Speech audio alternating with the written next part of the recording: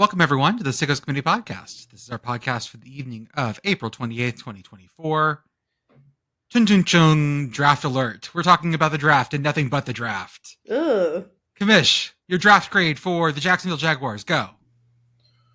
I give him a D for Duval. Got it. Pitt Girl, your draft grade for the Miami Dolphins.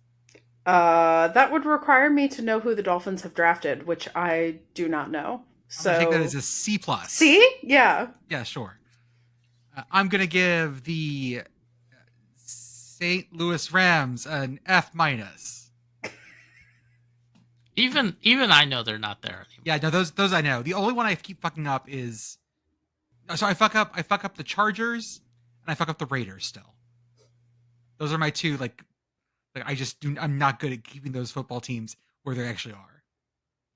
Yeah, I will say I don't even think about the Raiders enough to mess that up. Like, to me, the Raiders don't really occupy a space, I would say. Okay. And then the Chargers, I still just think San Diego. So the Raiders mainly- are really just the black hole, like their fans? Yes, Okay. yes. Like, they're in Raider Nation, and that's It's it. just the black hole. That's it. Yeah. The Raiders do feel very liminal to me. Yes. They've that's a way to moved too describe much. them. The Raiders have moved too much in my lifetime. So it's just like, they were in LA, they were in Oakland, they were in LA, they're back in Oakland, now they're in Vegas. It's like, whatever. They've probably moved the most.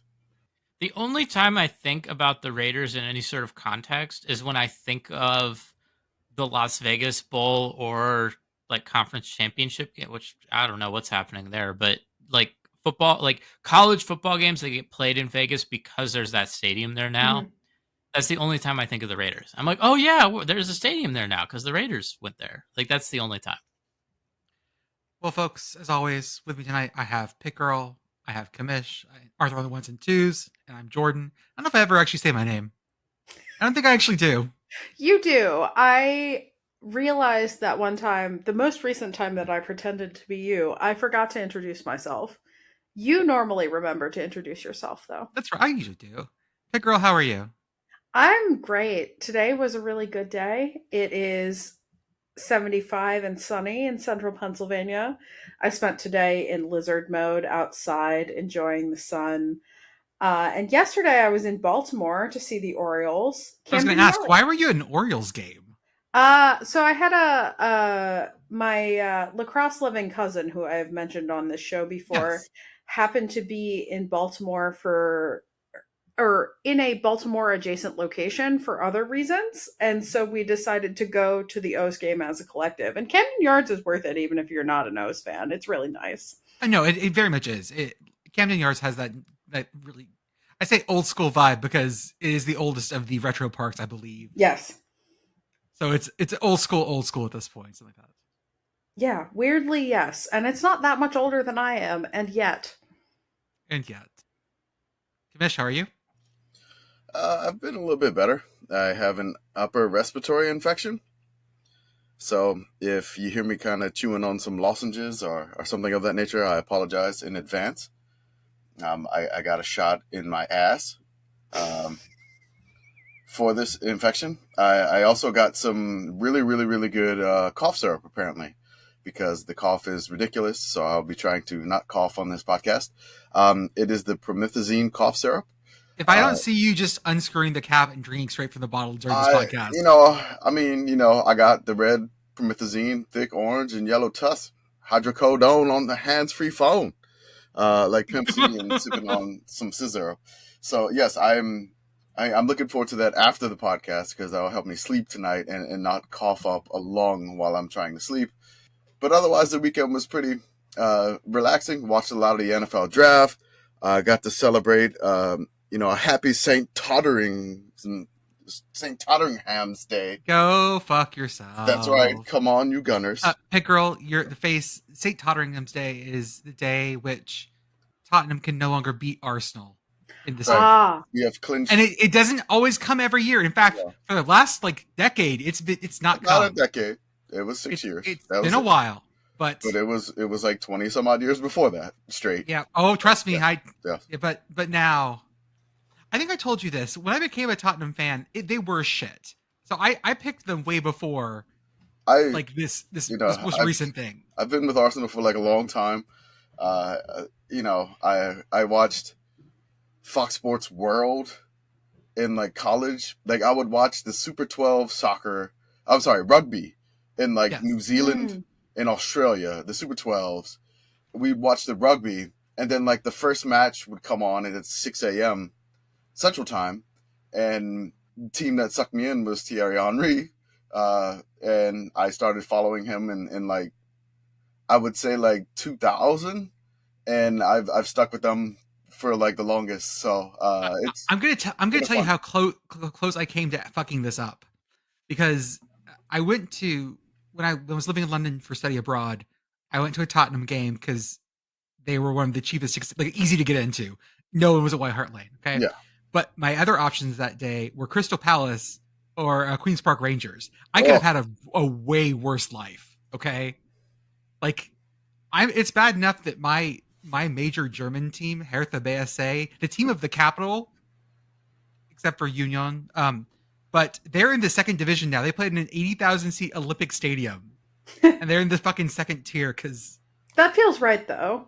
I fucking hate it so much. I mean, I also shouldn't throw shade because I am A, not much of a soccer fan, and B, primarily, if you make me pick an English soccer team, it's going to be AFC Wimbledon because Of I'm a course. nerd fighter.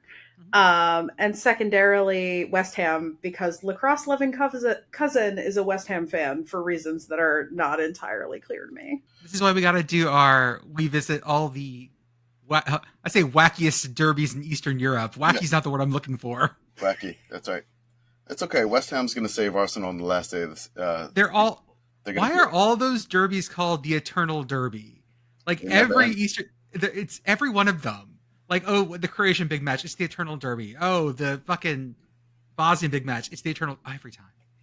Is this a new record for us talking about Eastern Europe? Like time elapsed until we talk about Eastern Europe because we are 9 minutes into the podcast. I did have a great, maybe it was a Twitter thread or maybe it was a podcast talking about how Eastern Europe isn't actually a thing. We actually have a ton of news tonight. It was a weird week for college football, I guess, because the draft, that also brings some of it up, but some of this is not draft related at all. But I do want to, Arthur, at some point here, I'm not going to sing it because you'll put it in my singing, but I'm going to make up a Brian Ferentz news alert little jingle. So it's going to go in right here. Okay. I'll give you a clap. There you go. You can cut it in right there. See, now he's not going to do it. He's just going to leave this shit in. Okay, but also, what's the over-under on you actually doing this before Arthur edits the podcast? Oh, absolutely zero, but in the future, maybe. We'll see. Brian Ferentz alert. Yeah.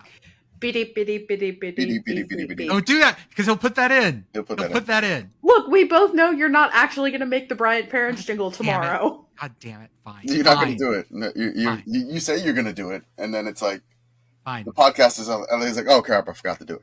Prove me wrong, Jordan. Oh, now I'm feeling spiteful. Yeah, maybe spite will motivate you, but it's still, we're not sure it's going to happen or not. God, I hate all of you.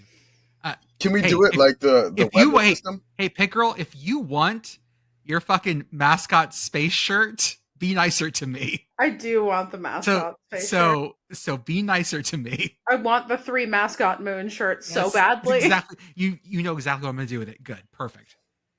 It's going to be our fucking Christmas gift for everyone in the office next year. A message from the National Weather Service. Of a Brian Ferentz. Brian Ferentz alert. Brian Ferentz alert. He is at Maryland now. Terps fans are having some feelings about this. Can I say one thing first, though? We shit on him a lot for a lot of reasons of being the face of nepotism, but also he's actually a pretty good offensive line coach. When he stays in his lane for offensive line, it's pretty good. Is he as good as he would have been if he was just some random dude named Brian Jones off the street? No, probably wouldn't have had that job. However, he is a pretty good offensive lines coach, but he's going to be an analyst for the Terps.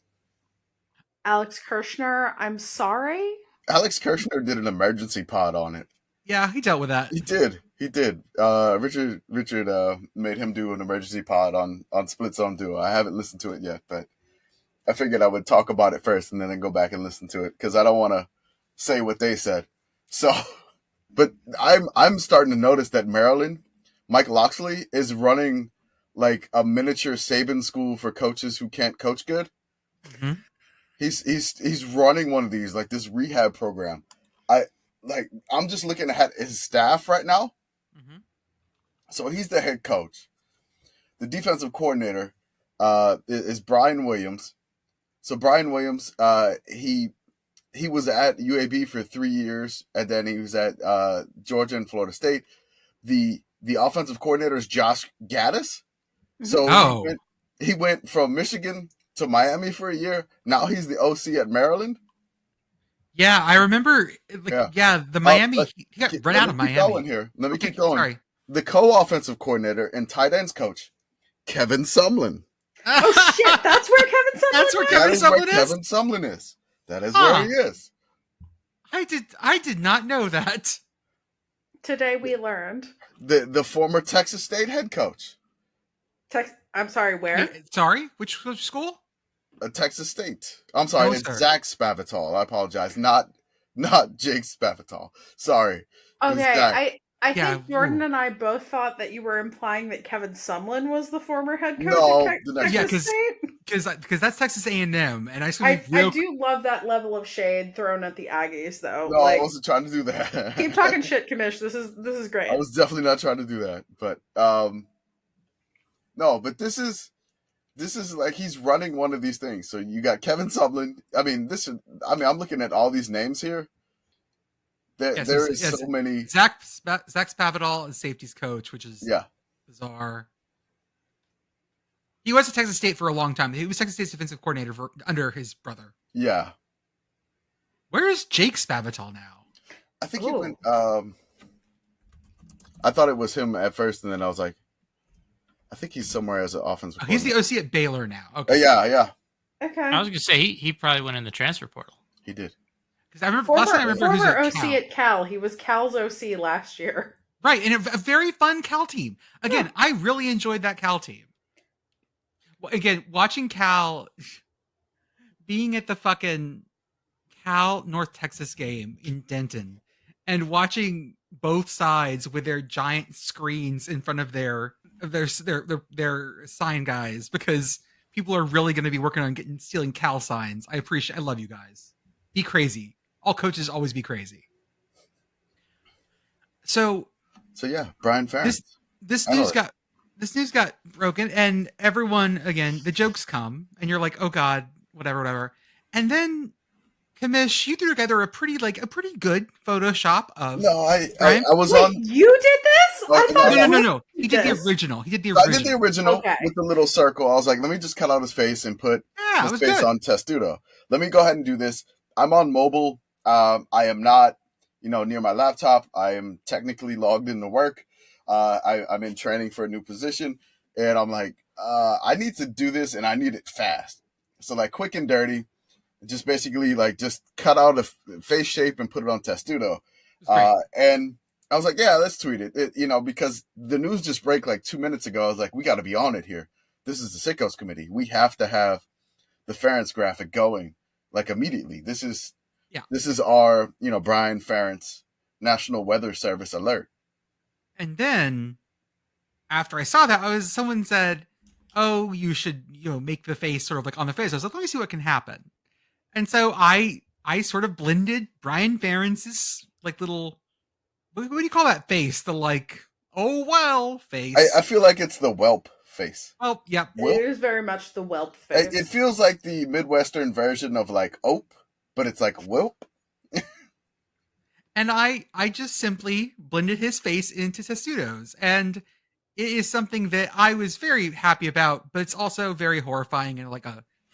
I love what you tweeted, like after that, because what did I say?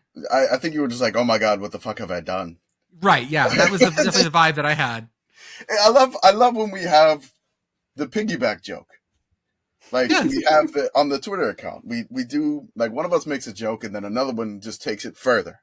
And this is kind of what happened here. This is probably my favorite instance because nobody knows it's a different person doing this. Yes. I mean, there's some people thinking that it's just one person running the account where it's clearly it's not. But we never like sign it unless like, you know, Jordan here or Commish here or Pitt Girl here. Like we never sign it. Mhm. Maybe we sign like 0.01% of our tweets. Mhm. But yeah, when you piggybacked off of it, I was like, oh God, yes. And then of course we get the beveling requests right after that. Oh yeah, and the beveled version I made is even worse because that's super uncanny valley. I don't know what it is about it. It's incredibly uncomfortable. It is extremely cursed. I mean, the original version is also extremely cursed. I stumbled across it not knowing that any of this was happening because I had been working. And then I opened Twitter to see this. And my response was, and I will quote, Jordan, why? You know, that you just assumed it was me was a correct assumption. It was I mean, fairly accurate. Like if it was just still like the circle, quick and dirty one, probably that's probably Commish. Like he doesn't have the time. I gotta teach you blending modes. I can blend. Once I teach you blending modes, yeah, you're good. I didn't have time to, you know.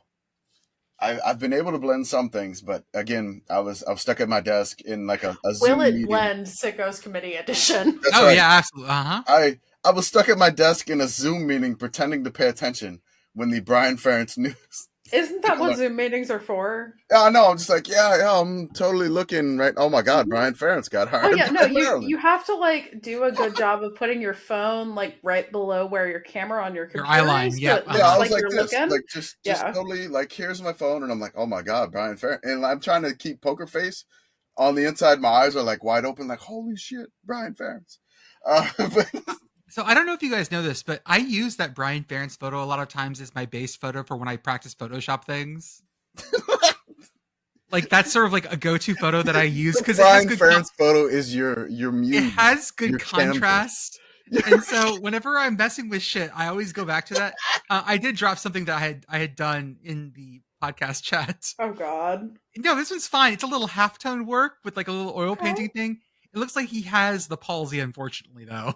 Yeah. Yeah, that kind of looks like AI generated. I don't like that. Right, I like that. The one beneath it is also my favorite. The Spider-Man meme, everywhere I go, I see his face with Brian Ferentz on the wall. I appreciate that one. Yeah, that one's good. I like that one. That's nice. So yeah, I use him as my like baseline for. I use that. I have a picture of Big Red that I use. I have like 5 or 6 pictures that I have in one little folder. That's always my go-to of like, I'm fucking with something new. I just need a base picture to try things out. I love. There's like, hey, when I'm just messing around, I'm just using Brian Ferentz's whelp face. That's it. It's a really good photo for it. It has good contrast. It has like, it works. It does work. This is something that, as the Sickos committee, like this should be our base of many things that we base off of, and I'm very happy that you use that face as a base to many of your graphics, just to play around. Oh boy, I'm trying to come up with a face, like a phrase for that face of like besides whelp. Like, oh. What about all shucks? Oh wow. Oh shucks.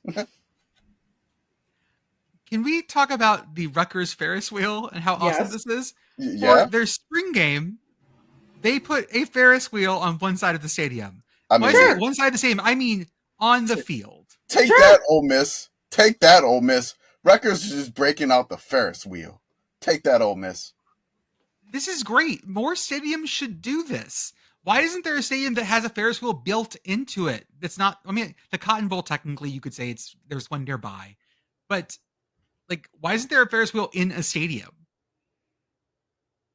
There's lazy rivers. There's pools. There's Altoona has a roller coaster adjacent. Yeah, it's like right at the back of it. Yeah. Although it was shut down for the season, apparently. Unfortunately, yeah. Yeah. So that's why they're struggling this year. That's gonna be it. What else? What else could we put in stadiums? Because like I played a lot of Roller Coaster Tycoon. I can build roller coasters in really tight corners. Could you have like a haunted mansion? Sort of like dark track ride going around the stadium? Oh, no. I want like a Tower of Terror where you like you're up, they raise you up, and then you just get like the play clock starts and you just get dropped. Did you know that in the original Tower of Terror, I can't remember which one it was, if it's the world or land one, that the drops were randomized? Oh. And so, and also in those things, the drops are not legitimate drops. It pulls you down faster than gravity. So you're never in free fall. You're actually getting pulled down to get the effect of free fall. But yeah, the original set were actually randomized. So the ride was never the same way twice, basically. I feel like that was the one in Disney World in Orlando. I don't remember which. Because I remember, my old self, we had a senior trip there. Yeah. And it was relatively new, and nobody was really at this park. And I think we did Tower of Terror probably about 20 times in a row because we could figure out when the photo was being taken. Oh, yeah. And so we started doing poses for that. And our favorite one is when one of my friend's hats was like caught midair by the other friend. Oh, nice. So that was pretty awesome. The worst chaperone job I ever had at Disney World was one time I had to be the chaperone that was at the hotel bus station. So kids didn't try to come back and fuck in the middle of the day.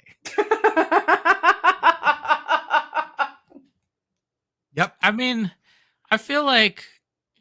So wait. So this was like an outing to an amusement park, right? Yeah, it's Disney World.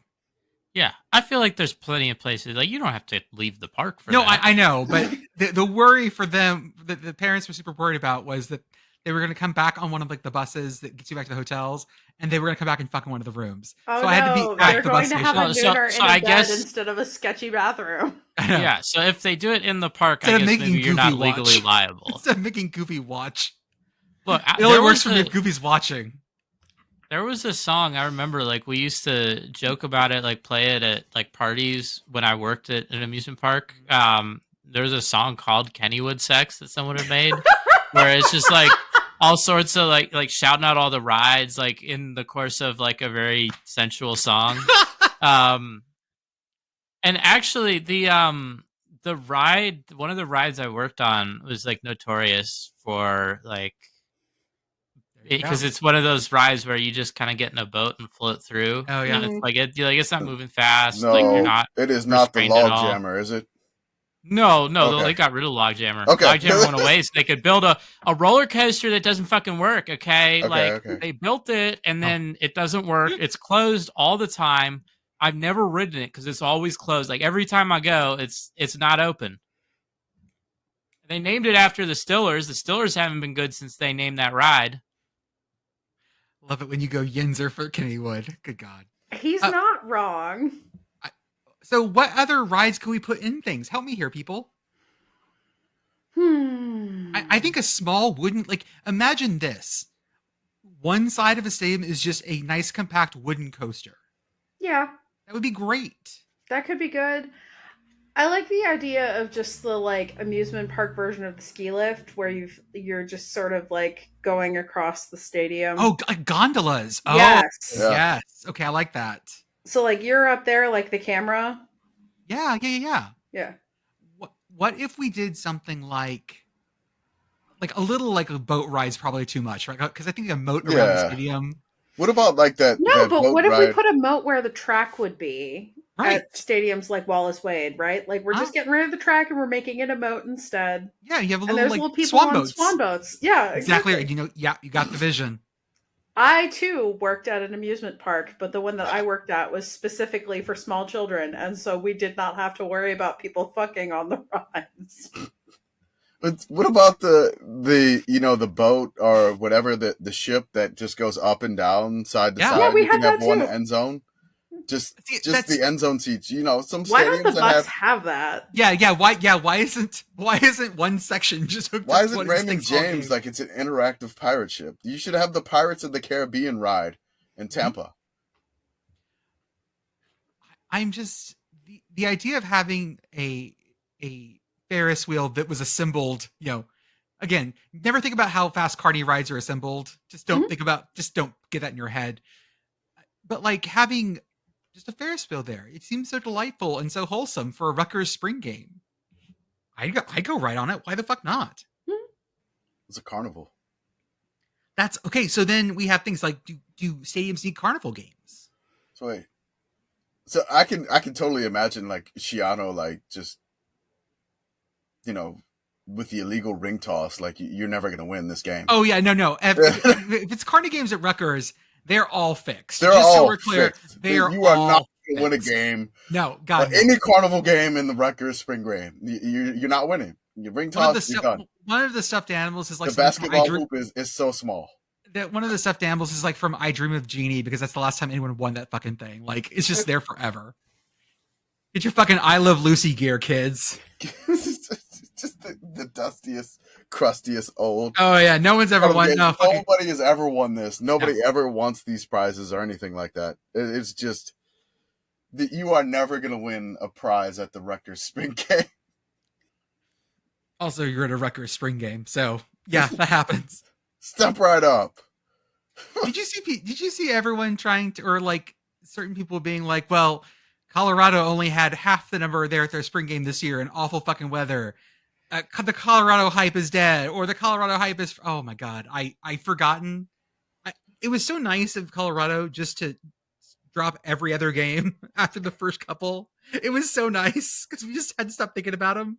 Okay, but like I will be over here getting ready to throw hands with Colorado. Dion can fight me. I mean, your chosen challenger then is North Dakota State. Yes, cool. Go Bison. On a Thursday night, I think it's a by itself now. Get their asses. So I had the suggestion just to make the Jackson State versus ULM game, and then North Dakota State, Colorado, like a double header. Hell yeah. But I didn't realize when I said it, because I just wanted ULM to be the double header. And then I realized, like, oh, he used to coach at Jackson State. Yes, the Dion double header. Make that on August 29th. The Dion doubleheader. All the Jackson State fans probably. Let's hope they don't upset ULM. I was about to say, man, you know what? I gotta worry about that. Take this the wrong way, but like, is that an upset? New coaching staff, new. We got new everything. New everything. I mean, that's the worst time to play. Oh my God, that's like the worst time. And it's on a Thursday, and it's just like week 0. I'm like, oh no. Yeah, I'm terrified. But please tell me it's not in Jackson. Please tell me they can't. No, it's in Monroe. It's in Monroe Stadium. Because the first this time feels like a team that would have been like, oh yeah, we decided we're going to play at the Veterans Stadium in Jackson. Terry Bowden did the same thing. So like his first game was against Jackson State. Right. They won an incredibly ugly game, 12-7. ULM made 4 field goals. Yeah. And they were the only coach to defeat Coach Prime that season. That's right. Until the Celebration Bowl, of course. Yeah. But, I'm terrified of that game, and I don't want to talk about it. Hey, I bet Beth's almost here. Manifesting, Beth. So, let's talk about other future games, because I mean, we have already discussed that in 2026, I think it is, we're all going to Ireland. Yeah. It's 2027 if you're talking about the Pitt, Wisconsin game. Okay, 2027. Okay, cool. Yes. My kid's going to be actually old enough to take it that time. It'd be great. Hell yeah. Yeah, so we good. Yeah. So we're going to go to Ireland for that. But they're announcing other Ireland games. And the one they announced for 2025, I have really mixed feelings about. They announced that they're going to have Farmageddon. Kansas State, Iowa State, first game of the season in Ireland. This is a game that's supposed to be played in a driving snowstorm. Yes. August 25th in Ireland? What the fuck are we doing? It might be foggy. What's Ireland's climate like? I mean, it's Ireland. Foggy. It doesn't snow very much. Pleasant.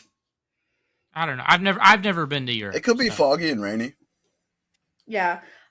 Ireland is overcast often, foggy often, rainy often. Not super cold, doesn't snow a lot, but also not super warm. Decent chance that it's raining during this game, so we'll get that at least. It just feels weird to me that they're doing Farmageddon in Ireland. That feels insensitive. So, it's just somebody weird. on the timeline has coined the phrase for it. It's Farmageddon in the United States, but it's Farm-O-Geddon in Ireland. Oh, I get it. I get it. Geddon. I'm trying to figure out when this game ceased to be like Irish themed. It was a while ago. In 88, Boston College versus Army. Okay, Boston College. In Yeah. 89, it was Pitt versus Rutgers. Okay, we're already Yeah, that's number 24 Pitt. Woo! 24th ranked Pitt. Yeah, then we had Notre Dame Navy, Penn State UCF. That's a weird one. What the fuck? Why the fuck did we do that? Wait, when was that? was that? What year was that? 2014? Okay. 2014. Still. Yeah. That's weird. Then Georgia Tech, Boston College, Mhm. Northwestern, Nebraska, Notre Dame, Navy. And then going forward, we have Georgia Tech, Florida State, Iowa State, Kansas State, and then Pittsburgh, Wisconsin. I assume they'll name one for 2026. They just haven't yet.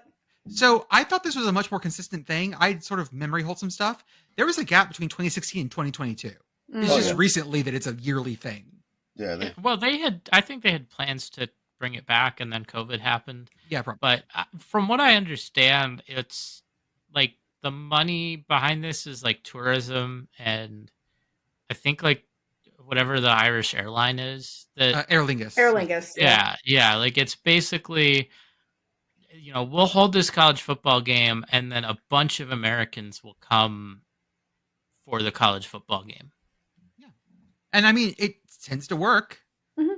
I like I said, I was not planning on going to Ireland, but all of a sudden, the lure of Pitt, Wisconsin. I will say you should listeners generally, you should plan to go to Ireland regardless. Ireland is wonderful. 10 out of 10 would recommend. What other rivalry games can we put in Ireland? What if we sent the Iron Bowl to Ireland? Right? Ironbowland. Ironland. Yo. Ironbowland. Yes. Sounds good.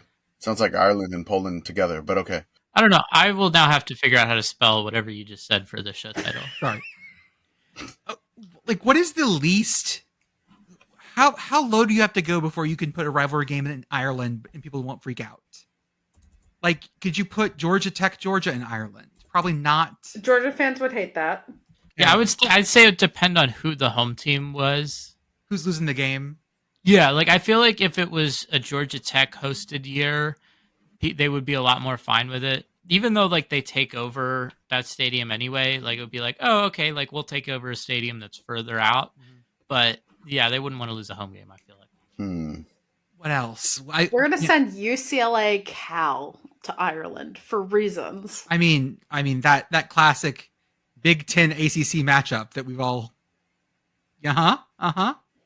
It's been so long since I've made the scrunch face, Jordan. Yeah, it was good. God It was damn good. it. It was good. I was also looking up other cities that might be called Iron City in case we could find like a good place to put it. Birmingham. Apparently, Itabira in Brazil is known as the Iron City. All right. Well, I'll tell you what, I like a different kind of Iron City, if you know what I'm talking about. All right. Iron City Light. Earn City. Yeah, so I can't think. Good. How about this? A game that is a great tradition, right? It's played in a certain stadium every single year. I feel like people would be okay with moving A&M Arkansas to Ireland out of Jerry World. Oh yeah, Oh my God. beautiful. See, I was thinking that we were going to make the world's largest outdoor cocktail party the world's largest outdoor Guinness party. Oh, Which would be great. Florida. Oh my God. Florida man meets Ireland. Oh my God. Could you put the Egg Bowl in Ireland? Oh no. Oh. Don't do that. Oh no. That will be an international incident. Waiting on Thanksgiving night? Yeah. Yeah, They I don't- know. I'm saying we have to move it. Okay, so it's got to be No. then we can't- I no, like can't the do it. idea of having it be on Week Thanksgiving one, in Ireland because that's not a holiday there. It's just like, No. hey, it's Thursday. I don't know. The idea of week 0 Egg Bowl is really fucking deranged. Oh, that's so chaotic. Oh my God. In another country? Yeah. Oh man. Why? I'm just saying that there are ideas here. You know, there are lots of smaller rivalries would be fun for this. What's another rivalry game that's typically in the early year? Let's move El Asico to Ireland. So that All all of a sudden, El Asico in Irish. Don't Irish for Asico. Please don't look that. I don't use an Irish translator to translate Asico, please. No. What? Like what other early El Irishico. Okay, I like that. Okay, all right. Are there any other early season rivalry games we can slot in here? I mean, the Brawl has been moved to early season, but it doesn't necessarily belong there. I mean, that would be the Brawl in Ireland would be a lot of fun. Oh God. Uh-huh. Oh my God. So like the early season rivalry games where two teams are not in the same conference but they still play. That's a good recipe. Yeah, that's. I mean, We're gonna send Baylor. Baylor TCU is congratulations. You are going to Ireland now. Send the iron skillet. I was just saying the skill actually is an early season one too. That's right. TCU, SMU. Like the rivalry where they're very close to each other, make them go play in another country. I like the idea of sending Baylor TCU is like it's the Holy War, but it's not the Holy War. So I am choosing to call it the lock-in, right? And I like the idea of sending the lock-in to an extremely Catholic country. Yep, I dig. Oh my God. You might as well put BYU and Utah in Ireland. Hell yeah. Okay. Now we're talking. I mean, we are cooking, folks. We are cooking, folks.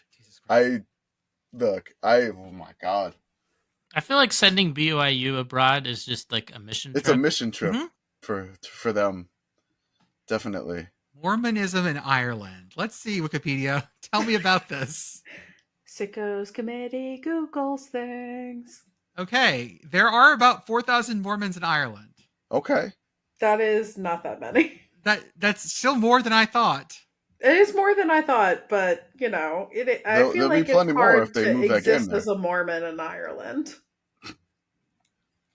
Welcome, Beth. Hi. How are you? I'm great. Good. How's your alto clef? I rewrote my entire book so I don't have to deal with it. Cheers. Woohoo! Yay! Best 70 hours I've ever spent. How are y'all? Oh God. That's so many hours. We're talking about rivalry games going to Ireland. Beth, how do you feel about Kansas State, Iowa State being played in Ireland? I mean, Iowa State and Ireland both start with I, so they're pretty much the same thing, right? Yeah. That makes sense to me. I mean, Ireland's an ag school at heart, I think. No? I want to hear your argument that Ireland is a land grant. Go. I mean... Oh, so Michigan State, Penn State? Oh, that would be okay. Okay. Land grant trophy. Trophy. That feels like the level of rivalry I would be acceptable to put overseas. Imagine getting that trophy through customs. I mean, Ireland is real big on granting land. They are. You'd have to put the trophy on a card. Listener, I'm so sad you can't see Pitt Girl's face right now. It was really good. As a student of Irish history, my eyebrows are like all the way up into my hairline right now. As a student of Irish history, I'm an agent of utter chaos. Yeah. I will say, shout out to Irish Customs for being extremely chill. So they would probably let the land grant trophy through. No, but you can't get it on a plane. It's too heavy. You're going to have to send it by cargo. I thought you were saying it was a weapon. You could probably check it. No, just buy it. How much does it weigh? Treat it like a cello and buy it a seat. 10,000 pounds. I assume it's very dense. I don't know. The land grant trophy is made out of tungsten. We're back to tungsten cubes. What is this podcast about? Tungsten. I have just Googled land grant trophy weight, and you know how Google will have things like pop up before you have to actually click like a whatever. Is it us? So it's telling me it's either the weight of an 11-year-old boy or 100 cans of beer. So, Do we have that on our I think spreadsheet? I think weight wise, you would just need to boy. book a seat on Okay. the plane for the trophy, and then you're probably good. We'll make James Franklin fly with it. The average weight measurement for an 11-year-old boy is 78.7 pounds. You According can check a bag that weighs that amount. Okay, fine. you Yeah, can just pay pay the extra. overage, and they'll just have to deal with it. That is true. I think it's funnier if you have it strapped into a flight. Unless the Big Ten's too poor. Oh yeah, that's a problem. Yeah. Poverty conference. Mm-hmm. Okay, now so now I just Googled. So here's our last suggestion, unless you have more, for a game to be played in Ireland based on rivalry trophy. We should play a certain game that takes place in the state of Nevada. Oh yes, in Ireland. Yep. The Fremont Cannon. Imagine getting a cannon through customs. That's a 6,000 pound, 600 That- pound cannon, I think. Yeah, it's a Yes, real heavy and boy. B, transporting that. It's not a That's what problem would to be. take a weapon through customs, though. You just have to tell them that that's what you have. That's right. Here's my cannon. Here's my cannon. And then you pick it up in an elevator shaft in the Newark airport, and no one ever comments on the weird box that you have. Is this where the swords came from? Yes. Okay. Cool. Yeah. Russian customs, surprisingly chill.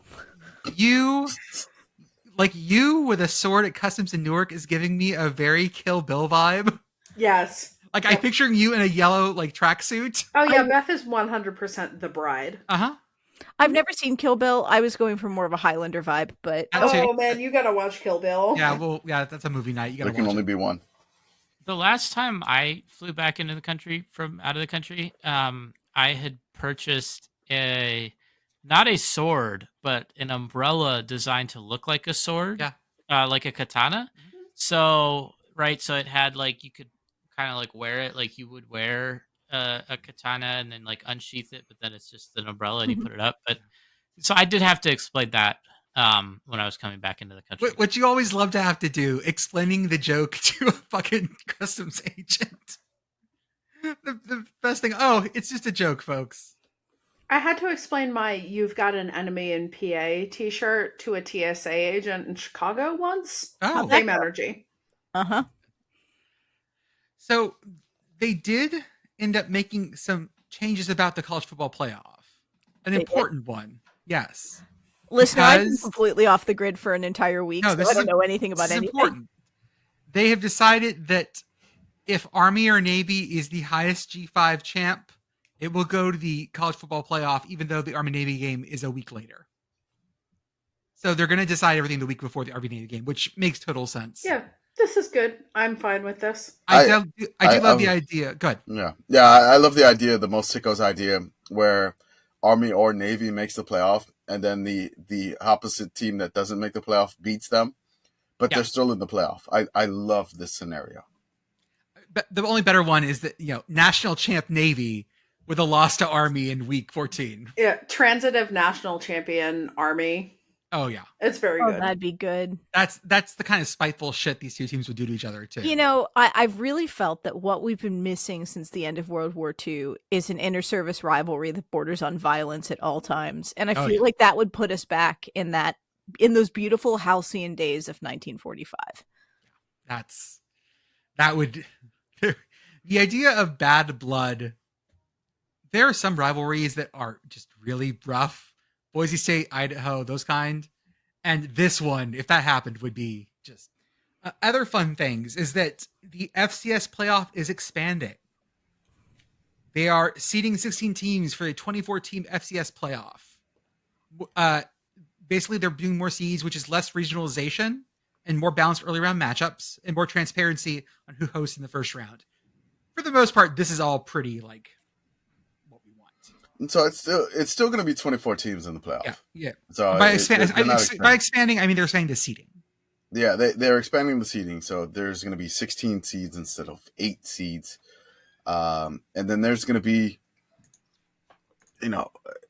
I like it. It's kind of like a double-edged sword. We're going to lose some of the regionalization of the games, which is kind of a little bit of a bummer, but you'll have full transparency where a team are they a 1 seed, are they a 16 seed, are they a 9 seed?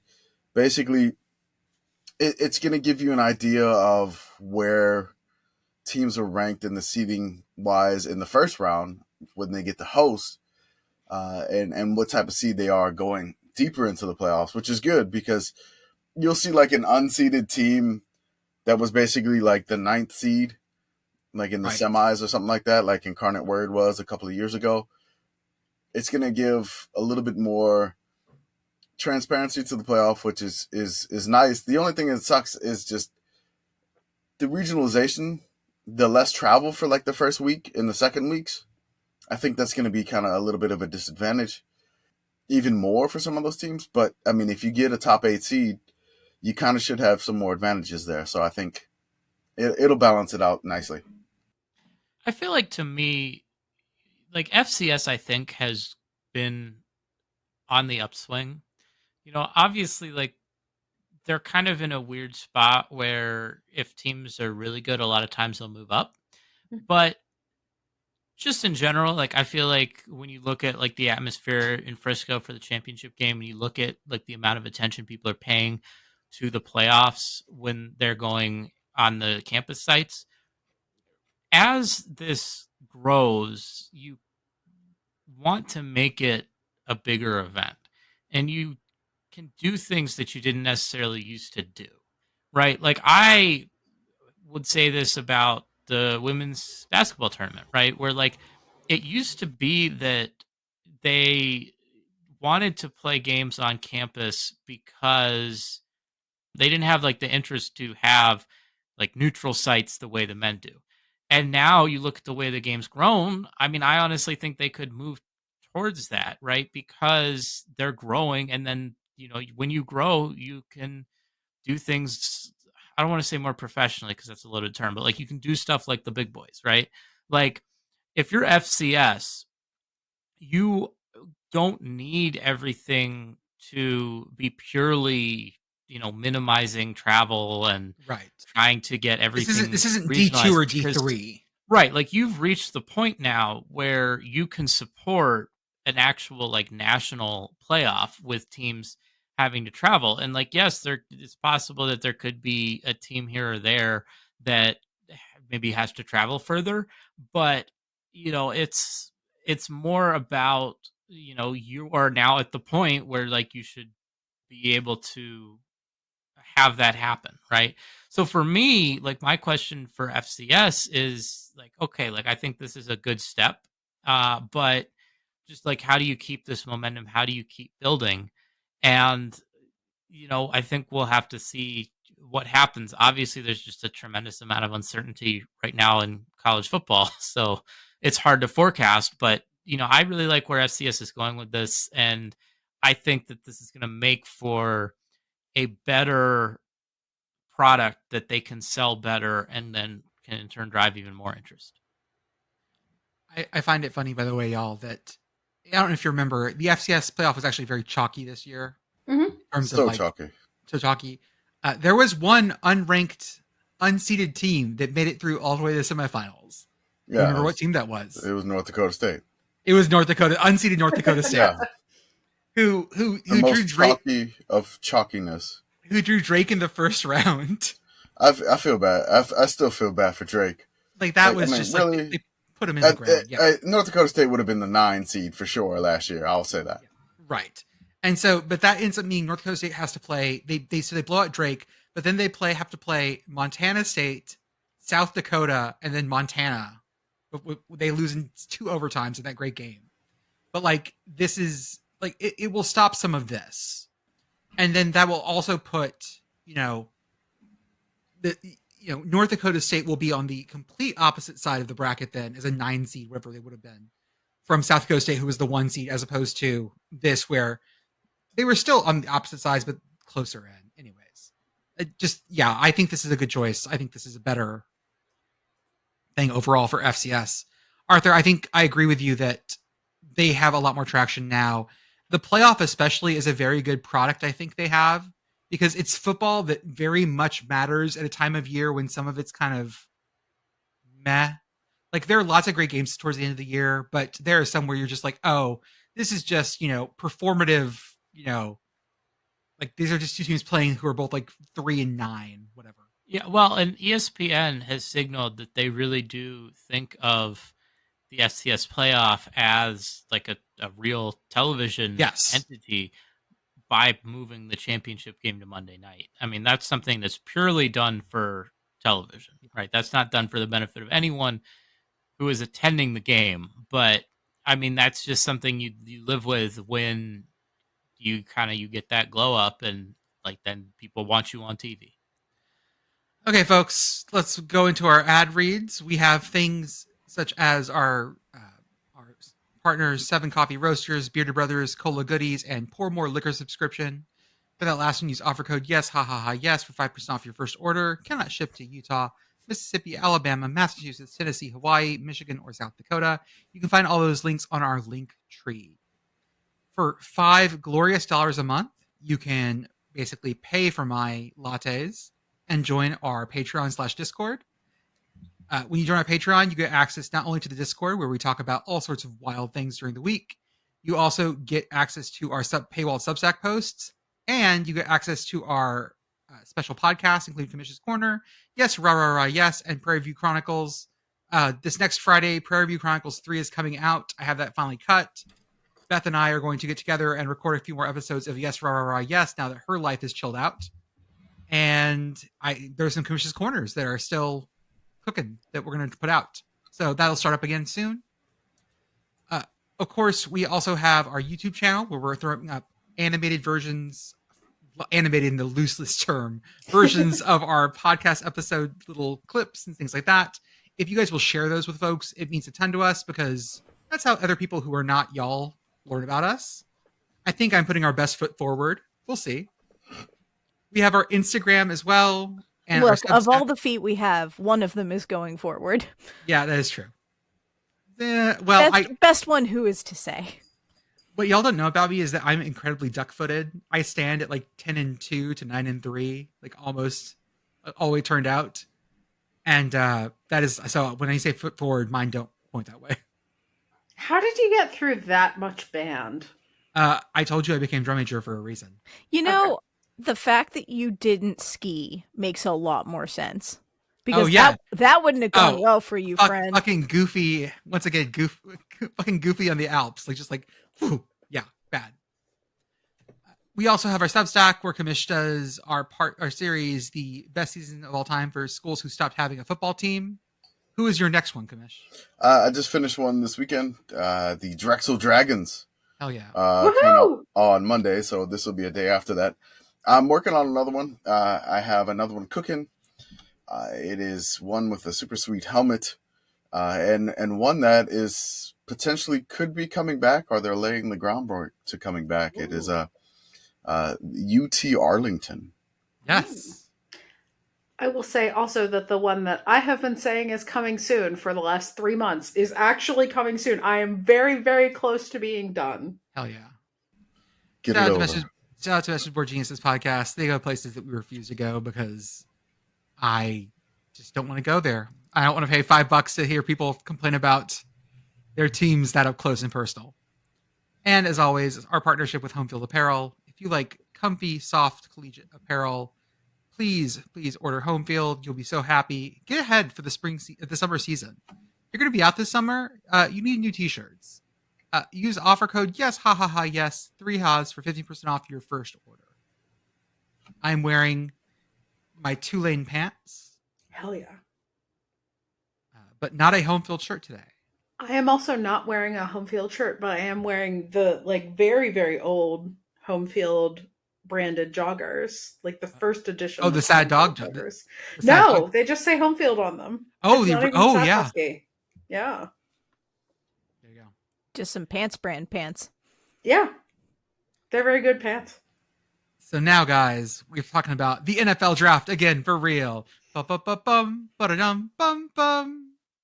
And boo. Can I say that I was super pleased. Like, I was super happy with all the people that showed up to the draft in Detroit. I would never go to an event like that. I'm sorry. It's not Detroit. It's the D. The D. The they big kept D. calling it the D. The D. Isn't Big That's D Dallas? so much worse. It is. I would say the big D is Dallas, but okay, sure. There's a whole song about that. What? Seeing all those people there is great. I would not want to be at an event like this for many reasons. The idea of being around 250,000 of my closest friends just makes me break out in hives at this point in my life, but I'm old and cranky. Note to self, Jordan is never going to the Indy 500. No, any like big racing thing? No, not for me. Disappointing. Formula One, maybe. I'll do that because it's a little more spread out.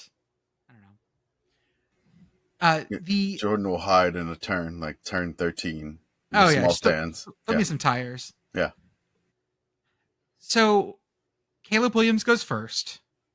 This is surprising. Not surprising. I'm shocked. Somebody bet $20,000 to win $100. That's a bad bet. Sure. Like, hey, if why? you have the money, I mean, whatever. Who has $20,000 to win 100?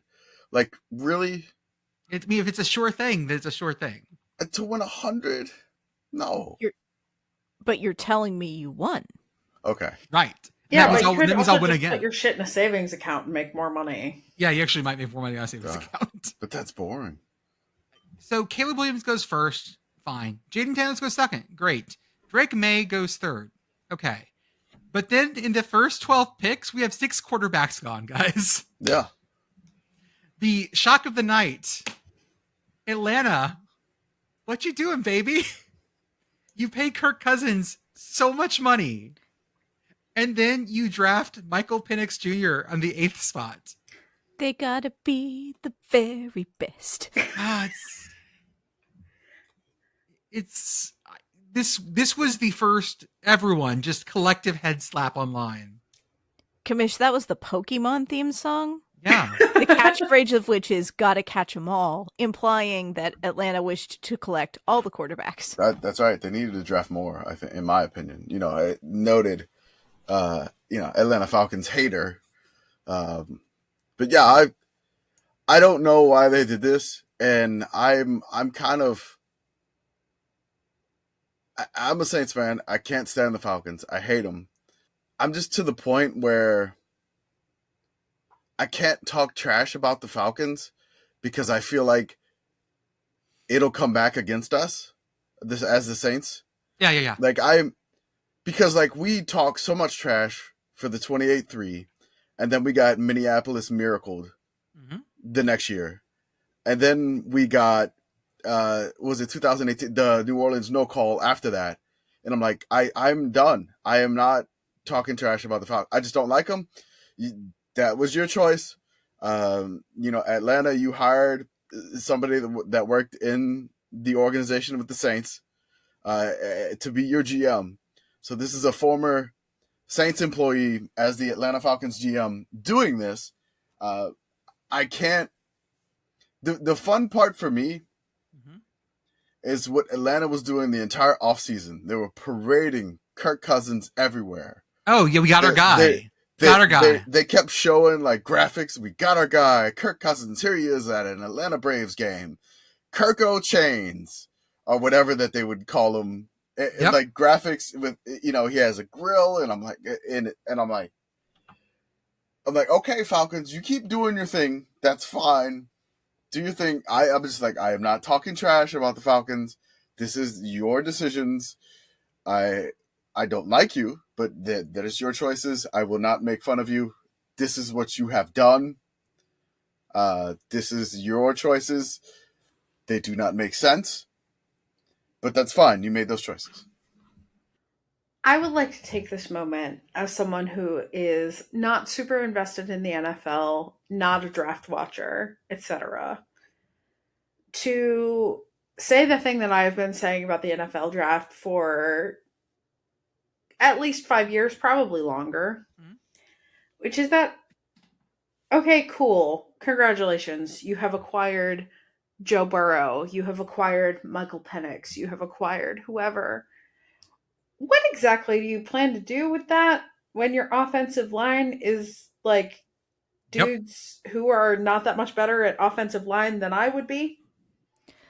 Obligatory shout out to the Pittsburgh Steelers, who finally did the thing that some of us have been screaming at them to do for, let me check my watch, 14 years.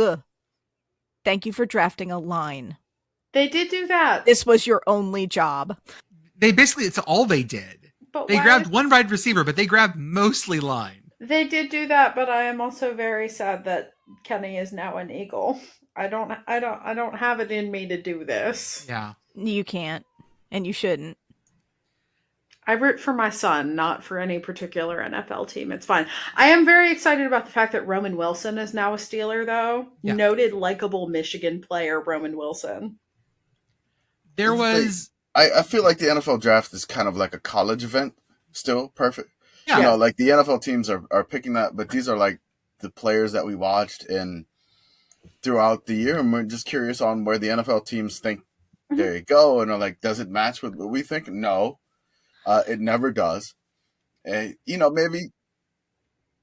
Are you the college sports knower for your NFL fan? Like, Yes. as like people Yes. people call and are Yes. like, how Yes. excited should I be? Especially for people who aren't skills position players. Oh, yeah. How excited should I be for this offensive line dude? Yep. Especially a lot of Chargers fans for Joe Alt. Me having to go like, no, like Joe Alt is going to like play day one and smash heads. Yes. He is. I mean, I had a friend who's a Bears fan who's like, everybody's excited about this punter. Should I be excited about Yes, this you should be punter? excited about Yes! Tepper. Yes. Congrats, you got all of Iowa's offense. Well, I feel like the thing for me, right, is like I sometimes get these questions, and I'm gonna be honest, like I probably don't follow the NFL enough to really have context, but people always ask like, oh, is so and so good? And like 90% of the time, like unless there's sometimes where it's like a quarterback where like Daniel Jones or somebody like that. Yeah. But like 90% of the time, the people getting drafted were all like really freaking good in college. If you know their name, because they're talking about like round 6 or 7. If you're taking them in the first round, usually. Unless they are a quarterback for UNC, in which case they are extremely overrated. Drake May, never and I 3D. hate to say this, Michigan, probably. Mm. I don't know what the Vikings think they're going to do with JJ McCarthy, but Well, congratulations. They lost You Kirk do your best. Cousins, so you know. I know, because Cousins got the big money again. So they didn't even they were calling Cousins like as the pick was being made. Apparently, be like, oh hey, by the way, we're taking a quarterback. Oh hey, by the way, it's going to be Michael Penix Jr., who by the way is 25 years old. I can't wait until the AJC has a bunch of like stupid columns similar to the ones with all the gossip about Kenny Pickett. This is gonna be- great. This Listen, could be real good. It's going to be fine. And Kenny Pick and Kirk Cousins has developed a great deal of faith in the administration of the NFL teams that he plays for. He definitely won't be thinking that he's being backstabbed at all times after his experience with his last couple of franchises. I don't see how this could possibly go south. I had to. Ugh. My wife is a Broncos fan, Mhm. and I had to explain to her that they drafted Bo Nix. Hey. But you know what? That's fun, man. I was like, Watching Bo Nix is a mood. you get the Bo Nix experience, which former Saints head coach, you know, Sean Payton. You get Bo Nix, who is basically, I feel like Sean Payton thinks he's going to be his Breeze, like undersized, extremely accurate. Can we talk about Maybe. Can Yeah. we talk about Denver's QB room real fast? Yeah, go right ahead. Can I list their QB room right now? Jared Stidham, Zach Wilson, who they just got from the Jets, Bo Nix, and Ben DiNucci. This is a DiNucci! QB room. This is a DiNucci! goddamn QB room. It is such a QB Oh my room. It is God. so great. The Someone- overrepresentation of Auburn in that room I also. know. Jesus Christ. It's just, the one I want to teach that room how to play contract bridge. Oh yeah, that'd be a lot of fun, wouldn't I it? feel that would be wonderful. God, this feels like a euchre crowd. They probably play hearts. Yeah, that's true. I'd forgotten that Jared Stidham actually played for a year, or was that a Baylor for a year? Was the backup to Seth Russell in 2015? Sure. He played. Okay, sure. Why not? Before he went to Auburn. This whole thing is, the Broncos are just going to get so much fun out of this. I appreciate that. 6 quarterbacks in the first 12 picks, though, however, is just That was insane. I think they didn't there wasn't a defensive pick until like the 15th pick in the draft. Something like that. It was the tackle out of Littau? UCLA. Yes. Littau, yeah. Yeah. So like, so you were saying that are you the college football knower? And so like people are like, who is this guy that the Saints drafted? Like Teles Fuaga. And I'm like, he's a lineman for Oregon State, and he is a beast, man. He would like just run people over. And I was like, this is great. We need a run game. No, this is like that is just. There's a lot of beef in this first round too. Beef. I love when they cut to. Okay, because can we talk about what it takes to be a super fan at the NFL draft? To be like, I'm so into the Seattle Seahawks that I'm going to take my costume and get on camera at the NFL draft in Detroit. Like that's such a mindset that I don't understand. But it's fun to watch them cut into these super fans when they announce like a QB we all know. Yeah, woo! When they announce like an offensive tackle, it's a lot of polite clap and smile. Yay, I don't know who this is. Well, so those super fans, those were like, I don't want to say they were like plants or anything, right? But like those were like invited there. Like it wasn't from what I heard, it wasn't like there were just like general admission and just like everyone who happened to show up was like dressed in costumes and everything. Like it was like curated by the NFL. That makes a lot more sense. Yeah, like I don't think they like hired actors to be like, I need you to play Chargers fan or whatever. God, it's crisis. It's Chargers crisis actors.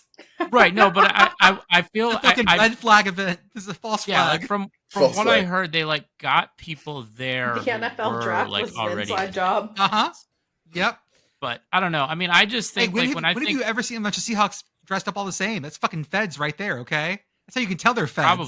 Probably. I don't know. I just think now whenever I hear about like NFL superfans going places, I think of the picture of Boltman at the Pro Football Hall of Fame. Yep. If you know, you know. But yeah, I mean it's a very odd, I would say, like environment, right? And like I didn't really pay attention, but I was in a bar. Shout out to Gene's place. And like the first round was just starting when I was having a drink there. And yeah, it's just like people are going crazy. Like it's a concert or something. Right. Like you'd think like, oh, like, you know, like, oh, this is like the Eras tour or something. And like, nope, it's literally just people reading off names. Because like only 10 people are there. There's only a handful of actual players there. Like even Joe Alt, who went 5th, was still like on his couch with his friends. Yeah, it's interesting the difference in the NBA draft and the NFL draft, because the NFL has made this like such a fan event. Yeah. That I feel like now there's like basically no players there because like why would you deal with all that madness? Mm-hmm.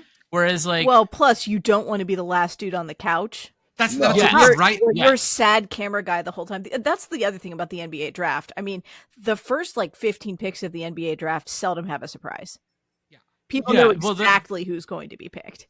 The best part about the NBA draft is when they start drafting guys out of the stands, because guys who are like draft eligible, like probably going to get drafted, like maybe be like a second round pick, they won't get invited to be in the green room, but they will just like buy a ticket. So there's just like if you go as a fan to the event, you'll see someone in like a you know, very tall person in like a tux in the stands, and then they'll get to like pick 56 and they'll call his name and like he'll come out of the stands and like walk all the way over to the stage. Like it's funny to me how different the events are. And I'm not super familiar with other drafts. Like Is the baseball draft the one where they can just draft anyone, like anywhere? Yeah. Yeah. Like you can just baseball, you can Nobody pick whoever you watches want. the baseball draft.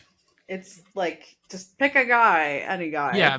Baseball is the one where like you'll have people like drafting people as like a favor to someone. Right. Or like, oh, like you've served this organization well for 20 years. Like we'll draft your son in like the 30th 90th round or whatever. Yeah, right. Like, but yeah, this is I'm with you. I definitely notice more and more that there are fewer players there. And I think you're right that no one wants to be the last person on the couch. We've seen this before, because once you're the last person on the couch, all they do is cut to you and go, when are they going to get picked?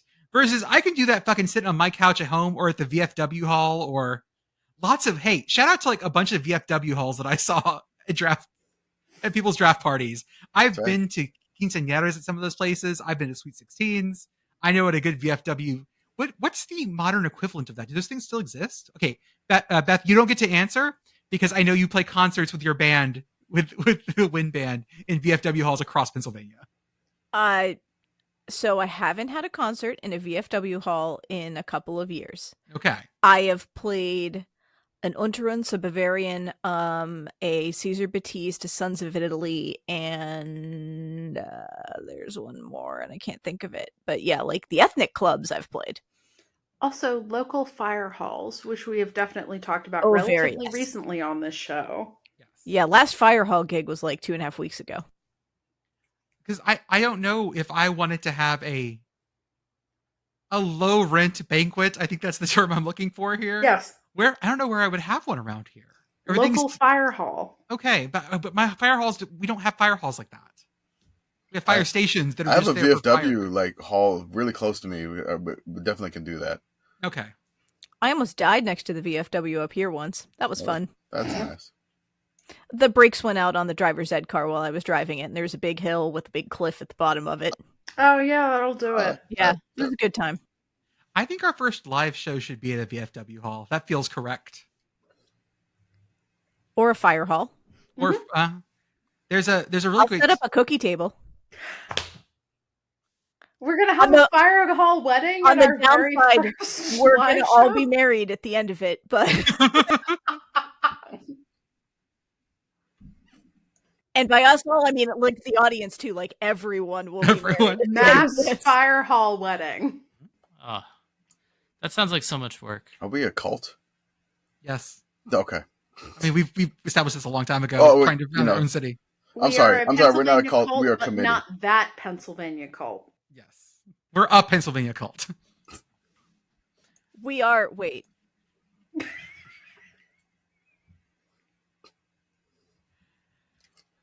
Formula 409. I will say, pulling this car back on the road, our beloved Tory Taylor did go in the 4th round to the Bears. Yes. The Bears now have a quarterback, a receiver, and a punter. I think they can put the rest of it together. They got it. You got the building blocks. That seems like all the things that you need. What do you really need? You got the building blocks of a team. Tory Taylor went 122nd overall. This is the highest a punter has been drafted since 2012. And apparently Caleb Williams sent Tory Taylor a text saying, hey, you're not going to punt too much here. Now, Caleb, we're going to need to talk a little bit about your first season, because it's not going to be, it's not going to go as well as you think it is. Listen, he's joining the annals of the great Bears quarterbacks, like the 1985 Bears defense. As someone who doesn't really follow the NFL, like I have kind of frozen in time, like just certain conceptions of teams that I don't update because I don't watch. Mm-hmm. But Bears, I can tell you right now, like that is not where you find good quarterback play. That is not where you find offense. When I Google best Bears quarterback of all time, the top 2 results are Jay Cutler and Josh McCown. Wow. If you've never actually looked at this, Bears quarterbacking is a wasteland. It is. It is. There's no one. It's so bad. Yeah, let's see. Jay Cutler, Josh McCown, Eric Kramer, Jim McMahon, Jim Harbaugh. Like, there's Flutie. Jim Harbaugh, Jesus Christ. No. Sid Luckman. Nope. Yep. Rex Grossman and Brian Hoyer. That's the current list. Oh, this is bad. God. This does feel like the right place for Tory Taylor to be then, though. And I mean, the truth of the matter is that probably Sid Luckman is the best quarterback the Bears ever had. And that's so long ago that no one even knows who that is. So they had the 2 quarterbacks that have played for them in their history that have made the NFL Hall of Fame. And just picture Boltman staring at their bust in the Hall of Fame. It is Sid Luckman and George Blanda. Sid Luckman played football so long ago that he went to Columbia and QB'd the Bears. Okay, Yeah, that's how long ago that was. Jesus Christ, this is so bleak. Oh, it's incredibly bleak. But honestly, it makes what he said so much funnier. Caleb Williams will try to become the first 4,000-yard passer in Bears history. Jesus. They've been playing since the 20s. Got it. This is it. This is it, Bears. You know what, though? How appropriate would... Because the Bears already have the vibe of the Iowa of the NFL if they could just start winning games. So if they can just get just enough offense to win games and let the defense sit on teams, and they won a Super Bowl like 15-9, it would make everyone so goddamn angry. It would be wonderful. If this is a Bears team that just scores enough points to survive and just sits on you the rest of the game. See, I feel like Chicago is they're well set up to enjoy that. Yeah. But after it's over. Oh, dude, while watching it, Iowa fans have constantly said that watching it's the worst because having a 3-point lead, knowing that it's probably okay, but being sick to your stomach the entire time is hell. God, I want this so badly so I can listen to Mike Wilbon just melt down on PTI for an entire year. Mm-hmm. And then they win anyway. And he'll be like, yeah, I knew this was going to happen. Uh-huh. I will shoot that into my veins. I don't know. I feel like Bears fans are the kinds of fans. Surprised? I'm not surprised. Yeah, Mike, we know you're not surprised. The Iowa football and Chicago Bear combo is thriving after this draft. Like the combo fans just love it. Loving every second of this draft. So here's an impromptu game we're going to play here. Okay. I looked up what the Chicago Bears single season passing record is. And according to Pro Football Reference, 3,838 yards. Okay. I will tell you, were 14 quarterbacks in the NFL this past season that eclipsed that mark. So almost like half the league just this one past season was better than that. So my question is, how many can you name? Oh God, NFL I will not quarterbacks. be good at this game. No, this is This requires me to watch the Let's just get NFL, Patrick which I Mahomes out don't. the way. yeah, Mahomes. Yeah. Mahomes is one. Okay. Josh Allen. Josh Allen. Josh Allen, Yeah, yep. That's 2. Joe Burrow got hurt, so he's eliminated. No. Matt Definitely not Kenny Pickett. No. Stafford. Lamar Jackson. Lamar Jackson actually did not. Lamar Jackson is the quarterback that came the closest, but did not. He's number 15. Damn. Oh, he's the Price is Right quarterback. Dak. Dak is a correct answer. What about Tua for Miami? Tagovailoa. Yes, Okay. yes. Tua led the league Okay. in passing yards. Probably Brock as well. Yep, Brock Purdy's in there. Okay. There's no way Kirk Cousins did. There's no way. No, he throws for a lot, but he No, was but he hurt. was he got banged up. You would be correct. Kirk Cousins He got hurt. played 8 He hurt games, his Achilles. so he did not. Trevor. Trevor Lawrence? Yep, that's a correct answer. Let's see. That's 6, right? Matt Stafford? Matt Stafford. Matt Stafford's correct. Yes! He had to be close, too. There's no way Russell Wilson did. How about No. How about Geno Smith, Seattle? Geno Smith, number 16, so no. Oh, okay. Missed that one. I still love you, Gina. CJ Stroud. Yes. Okay. Derek Carr feels on the borderline. Derek Carr is the right answer. Oh, Okay, crap. yeah. Who's for the That's Pack? 9. Love. Yep, Jordan Jordan Love. Love. There you go. Okay. So that's 10. I'm so out at this point. Joe Shit. Flacco didn't play enough games. No, he didn't play enough games. He is elite, though. Oh, how about Jared Goff? Yep, Jared Goff. So that's number 11. 2 in the league. Okay. 11. So you've got 3 more. Did somebody say Baker Mayfield yet? No. Baker Mayfield's correct. Okay, that's 12. I'm out of quarterbacks, guys. I've been out of quarterbacks for a while. Jalen Hurts? Yep, Jalen Hurts. That's Jalen right. Hurts. All right. That's Dang it, 13. I We should've got remembered. one more, right? Yep, you got one more. Okay. Who the fuck? Hmm. Oh my I'm god. so out at this point. Hold on.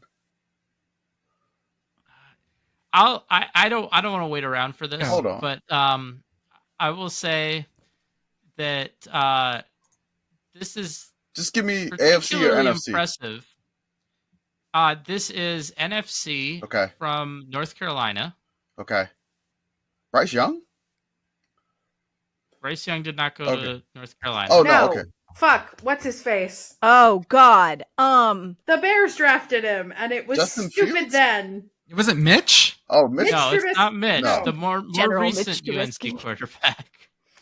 Sam Howell for the Commanders? Yes, Sam Howell. Oh, Jesus Oh, Christ. God. Sam I Howell forgot this about past him. season threw for more yards than any Chicago Bear ever. To be clear, this is not why you're the commish, but it's still very impressive. Oh my god, that's not saying much. Jesus Christ. Yeah. God. Sam Howell. Shout out to Like- Sam Howell, a guy who I completely forgot existed. No. Oh, just like completely memory hold him. Yeah. Yeah, like in terms of appearing in all 17 games, the only quarterback that appeared in all 17 games last season without passing for more yards than any Bears quarterback in a single season was Gardner Minshew. Minshew. We love Gardner Everyone else Minshew. that appeared in 17 games, more yards than the Bears ever have Mhm. had. Yes, when you're losing and wins above replacement to nobody, that's a problem. I just want to point out how much of an asshole David Tepper is, the owner of the Panthers. Apparently, there was a business in Carolina somewhere that had a sign out front that says, "Please let the coach and GM pick this year." David Tepper gets out of his car and walks into the restaurant to yell at someone. And the thing that made the internet crazy, he snags the dude's hat. Yeah. Hat You play the thief. video. Play the video for Beth. I know she's been out of it. I just He's want a to hat thief? Yeah, here, let me get you.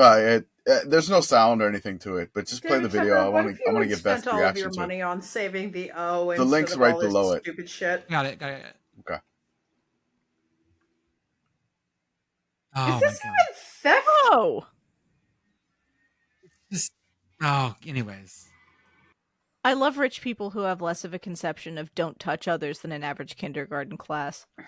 Like, you know what? If I had a bunch of money, I would be happy being an asshole and just not caring if anyone gave a shit if they liked me or not. I'm sorry. Like, that's just, why do all these rich assholes have to also feel like they're better than everyone else too? You gotta like me too.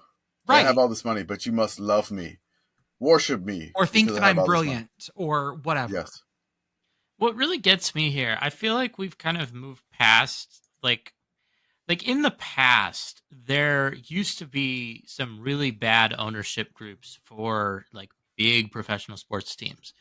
And I feel like as the money has gotten bigger and bigger, we've moved past a lot of that in the sense that like the people who are the ownership groups that were just bad because of just how broke they were or how cheap they were, like they've kind of reached a point in a lot of the big four American sports where they've had to just kind of get up out of the paint. The sport has changed and they just can't do that. Even like what's that I don't even remember his name, the dude that is doing a terrible job owning the Athletics. Like Oh yeah. that's like maybe the one owner now in all of like big four sports where it's just like, yeah, no, like this dude just, is not like so cheap to the point where like there's such a competitive disadvantage. Yeah. Yeah. Like there were especially like I follow of these things, I follow the NBA the closest, and like you'll see this in how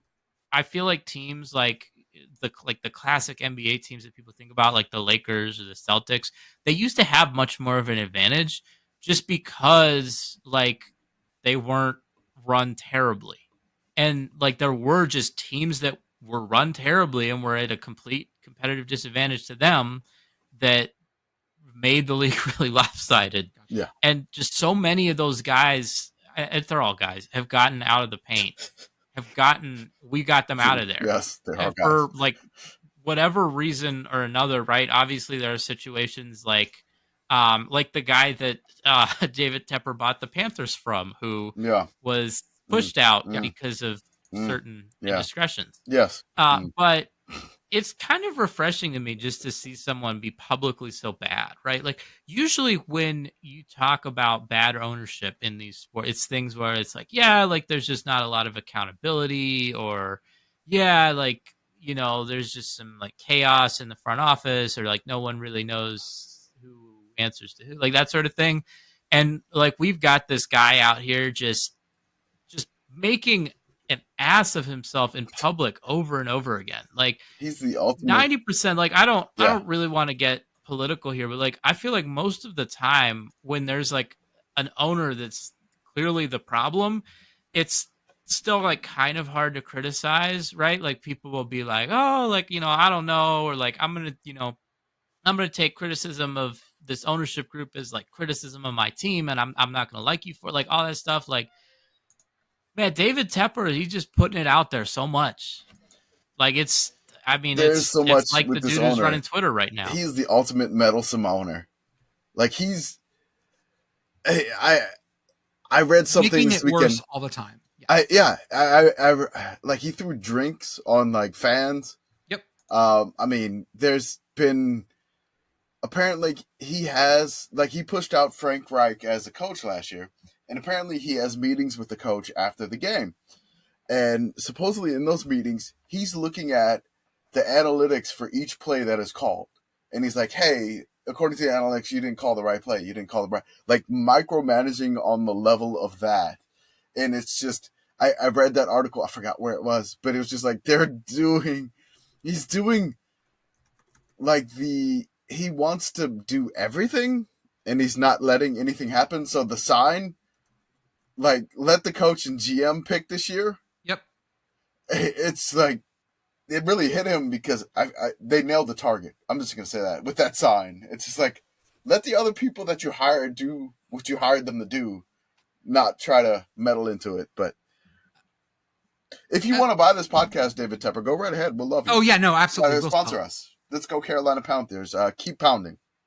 Yeah, man, David Tepper, like he shouldn't have bought an NFL team. Like he should have bought a PlayStation, and he should have bought Madden if this is what he wants to do. David Tepper, And the ultimate football manager. Yeah, he would have been a hell of a lot less embarrassing for him if he had gone that route. I would like to shout out one of my favorite stories from this draft. A guy by the name of Quantez Stiggers. He was drafted via the Toronto Argonauts. The dude is from Atlanta. He didn't play college football at all because of some personal issues. He had lots of tragedy in his life. He was going to go to Lane College, but he had to drop out because of like family stuff.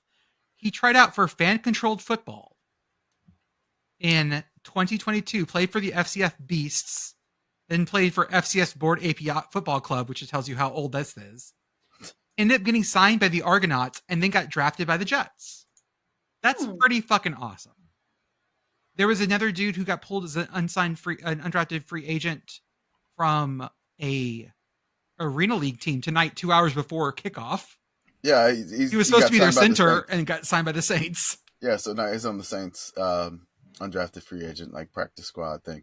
But like, love this stuff. Like, whenever we see, even if it's just practice squad shit, like I know there's a 1 in a million chance, even if that happens. But watching a lot of the folks that we sort of like follow in college football and then go to UFL or Arena or whatever, and then get called up, that's pretty awesome. Like that makes me happy to see stuff like that. Jim Harbaugh was weird because he always is weird. Yes. Quote, wait, really? Are you sure? Yeah. Quote, I know the question is going to come up about weapons. We look at offensive linemen as weapons. Fuck yeah, Jim Harbaugh. This is that. Say what you will about Jim Harbaugh, but what he did with offensive line at Stanford is amazing.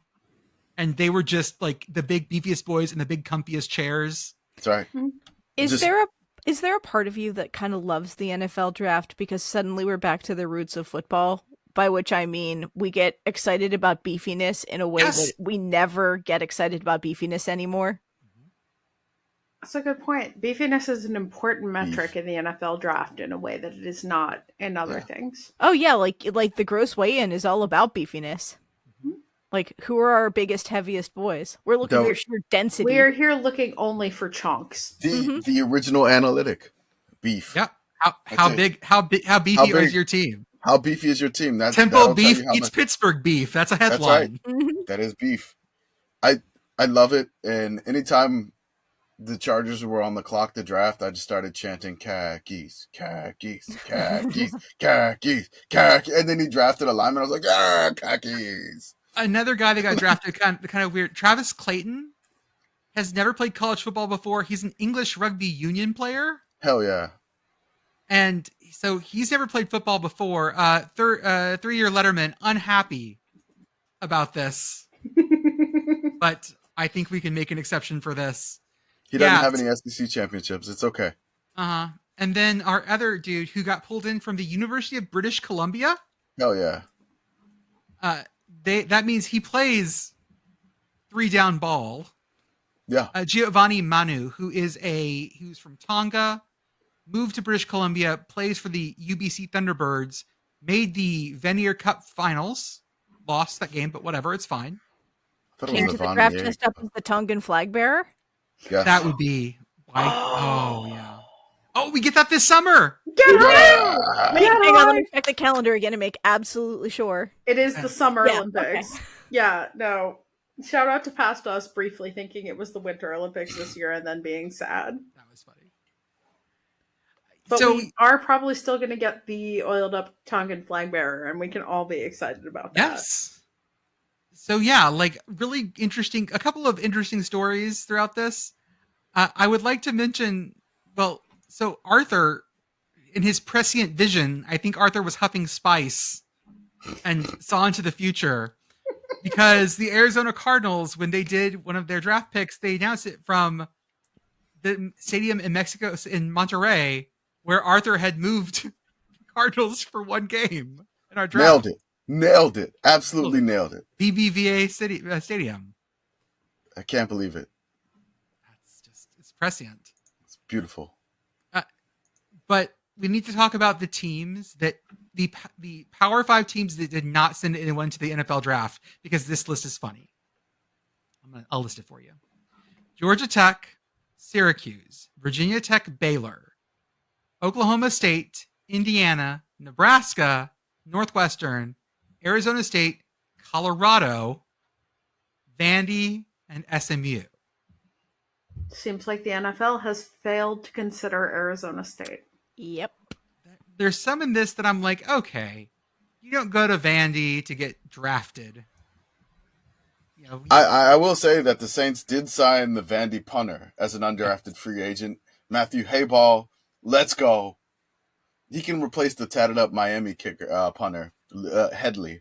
So I feel like I can feel the like angry old grandpa vibes coming out of Lincoln, Nebraska right now from where I am sitting in Pennsylvania. Mhm. You know, back when I was younger, there's no such thing as a draft with no Cornhuskers. That kind of vibe. I noticed that Colorado is on this list, and so since they didn't send anyone to the NFL draft, they must have a lot returning, right? Right. I mean, there are people who will be there. there'll be some they've. Yeah, Don't ask where they were last season. I have- Some Hey, of them nope. might have been in Pittsburgh. I don't know. Don't ask too many questions. I will say the Bills picked up two of my favorite undrafted free agents. They got Frank Gore Jr. from Southern Miss, Mr. Fullback himself. super back. And they got Troy's Gunnar Watson, too. That my darling Gunnar Watson. Chicago Bears picked up Austin Reed as well. Western Kentucky's Austin Reed. And hey, Rocky Lombardi finally went to the NFL, guys. He did it. He made Going it to the the Bengals. He's going to be a Bengal. He did it. I would like to seize this moment also to formally apologize to friend of the show at STJ Blair for the fact that Keaton Slovis is now an Indianapolis Colt. I was just going to say that. Oh. And also Jason Bean, the mean bean machine. Yeah. Going to Oh, and Indianapolis. that one's good. That's a good Yes. one. It's always funny to watch undrafted quarterbacks and figure out where they're going. I mean, like fucking Miami picked up UTEP's quarterback as an undrafted free agent. Sure. The undrafted like quarterback market it's super weird. Like I can never make heads or tail out of it because like there will be guys who like legit were backups in college that get signed somewhere. There will be people who are it's like wow, like that guy wasn't good. Like he lost the starting job and now he's I mean, like they need bodies, I guess, and they kind of go through quarterbacks. Like I would assume like a lot of these guys aren't going to really be around that long. Like they'll maybe do like training camp. You don't think and at some You point, don't think John Reese Plumlee is going to last in Pittsburgh? I mean, at some point they will go get a real job, and undrafted free agent sign for Pittsburgh. another There you go, Pitt Girl. undrafted free agent. UCS. Did anyone sign Phil Dracovic, or did he get? I did not see completely any. snubbed. Phil Dracovic. Oh, and that's right. The most notable one and the biggest signing was Sam Hartman's going to Washington. Going to where? Washington Commanders. Oh, the Commanders. Okay. Yeah, the that's Washington football team. Woofed.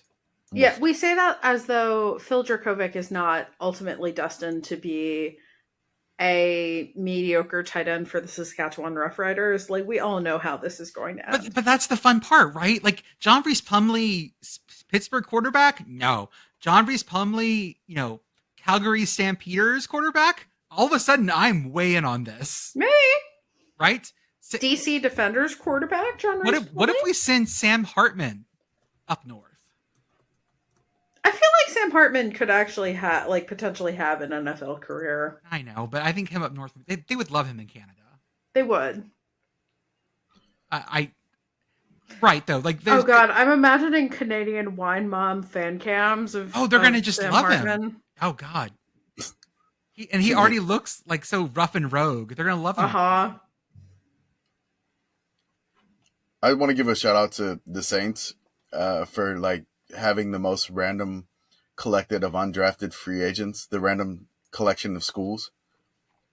They get. So I'm just going to read the schools here. So as you said, Oklahoma State didn't have anybody drafted, but the Saints got one. Oklahoma State, TCU, Idaho, Minnesota, Vanderbilt, the punter, Colorado State, Yale, Slippery Rock, Hell yeah, Boston College, Pitt State, hell yeah, Go Gorillas. South Dakota State, SEMO, Southeast Missouri State, the Cajuns, Tulane, and Nebraska. That's a great list. Whatever the players are, but just like the random eclectic nature of the schools that the Saints get in UDFA. I'm really excited for the ones that the Idaho wide receiver they got, Jackson. He's the one that the electric returner. Yes. Okay. So I'm kind of hyped to see if he can sneak on the team as a returner because he's like 5'7", like 170, just like a little tiny. Oh, but he's just all speed. Okay. Just all like moves and speed. I would love to see that in the Saints uniform. I will say that the highest FCS pick this year was Yale. Was an offensive tackle. Kieran, I'm going to have to go for a pronunciation. Give me a second here. Amagaji. Kieran Amagaji. I believe I got that right. He is an offensive tackle for Yale. He was the first FCS player to go. The second FCS player was from Houston Christian, their first draft pick ever in school history. From CVS to the NFL. And I will say, this ties them with fellow academic and athletic peers in Houston, Rice and University of Houston, for draft picks this year. So, good company there. I will also, the fact that UTEP had the same number of draft picks as Texas Tech makes me laugh very hard. Because that's just the kind of shit that gives Texas Tech people real issues. And Baylor had none, so there you go. You can always feel good about that. One more thing about the draft here from me. If you got more, that's fine. But I love that South Dakota State has basically like twin brothers essentially.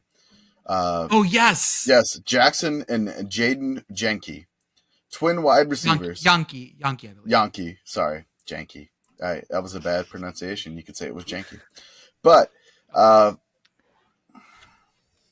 Okay, good save, Commish.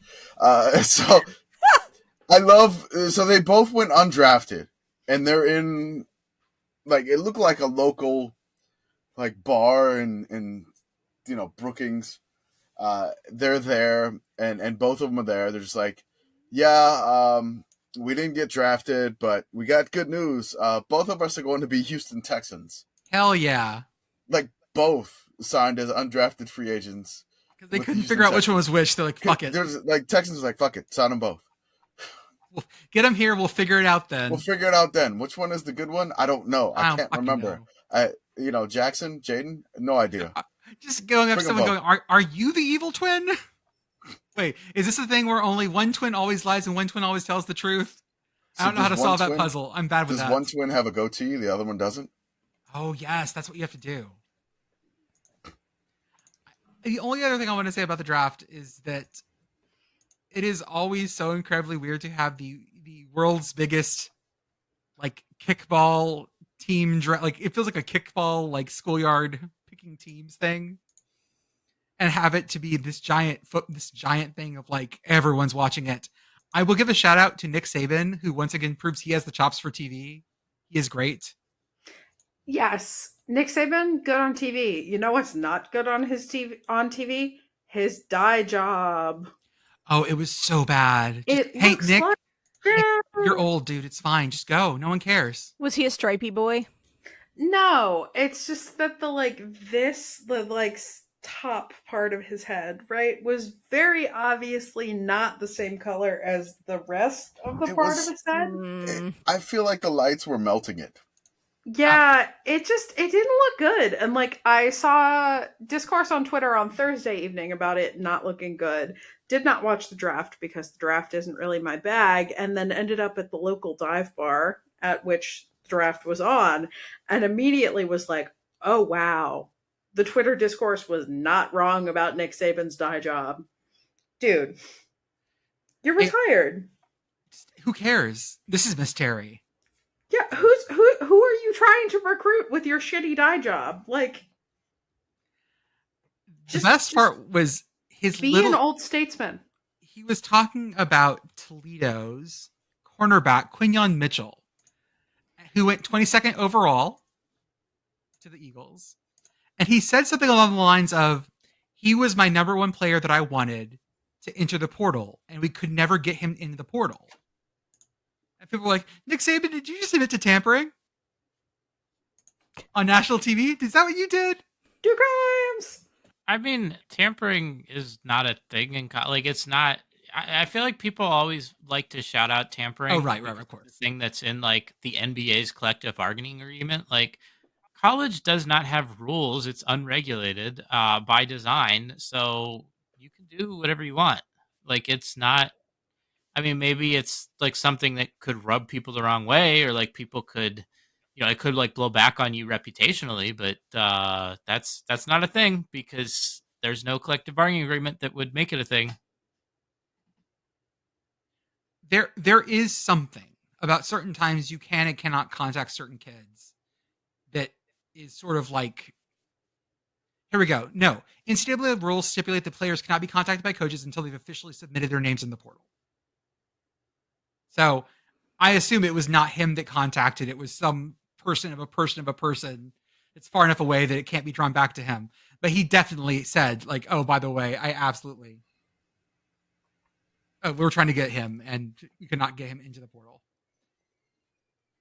Yeah, like the NIL people, they can do whatever, and then like there's The NIL is like the super PAC. Yes. I'm excited for this. I can't wait to see more of Nick Saban. If Nick Saban takes Lee's role, it's not the same. I'm fine with it, but the vibe is good. Don't make Nick put on the headgear. Let's not. I don't need think that he'd from do him. it, but it'd be funny if he did. I mean, he does fucking Affleck commercials with, I say with Dion. I'm never sure he's in the same room as Dion ever. Those Affleck I'm almost commercials. positive they're not. Which No, this I all love. this all composited in. Yeah, this is episode 1 where we're all just shooting against a green This is screen. somebody riding the blue burrito in Game of Thrones. Mm-hmm. I guess the last thing we want to talk about, we got like 10 more minutes. Can we talk about the dummy that fell at the INDYCAR race? Please, can you not call her dummy? She has a name, okay? I'm gonna stream this video for y'all so Beth What you is- can see it. What is her name? Her name is Georgina. Oh, So this is interesting name. an INDYCAR race in Alabama. Oh my God. And they run over her. Yeah, this is. I've never imagined this happened in Formula One. I mean, they couldn't. They would never. So the background here, right? Barber Motorsports Park is a racetrack. It's just outside of Birmingham, and it's named after a guy named George Barber, who's rich and decided to spend his money rather than buying and micromanaging an NFL team. He built a motorcycle museum, and then as part of the museum, he built a track Oh yeah. that is designed for racing motorcycles. However, INDYCAR has been going there for over a decade, and it's it has a solid place on the schedule now. Great crowds, but one of the things that makes this track really unique is all of the art around the track. Like there's one turn that has a giant spider statue next to it. Just things like that, like lots of sculptures, that sort of thing. Mr. Barber, I guess, is relatively eccentric. So there's one spot on the track where there's a bridge that goes across. It's like a pedestrian bridge for people to walk across. If you've been to like a lot of racetracks or seen them on TV, like it's more substantial than a lot of those bridges.